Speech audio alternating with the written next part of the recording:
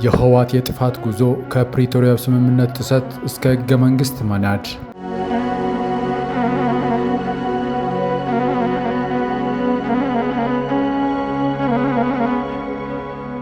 የፕሪቶሪያው የሰላም ስምምነት ደም አፋሳሽ ጦርነቱን ለመቋጨት ትልቅ ተስፋ ሆኖ ተወልዶ ነበር። ሆኖም ዛሬ ላይ ህወሓት ይህንን ስምምነት ወደ ጎን በመተው የሀገሪቱን ህገ መንግስትም እየናደ ወደማይቀረው የጥፋት መንገዱ እየገሰገሰ ይገኛል። ህወሓት መልሻለሁ የሚለው የክልሉ መንግስትም ሆነ ምክር ቤት ከብሔራዊ ምርጫ ቦርድ እውቅና ውጭ የተመሰረቱ ናቸው። ይህ ደግሞ በግልጽ ህገ መንግስታዊ ስርዓቱን በተግባር እየናደ መሆኑን ያሳያል። ያለ ምርጫ ቦርድ ፍቃድና ያለ ህጋዊ መሰረት የሚደረግ ማንኛውም የፖለቲካ እንቅስቃሴ አምባገነንነትን እንጂ ህዝባዊ ውክልና ሊኖረው አይችልም።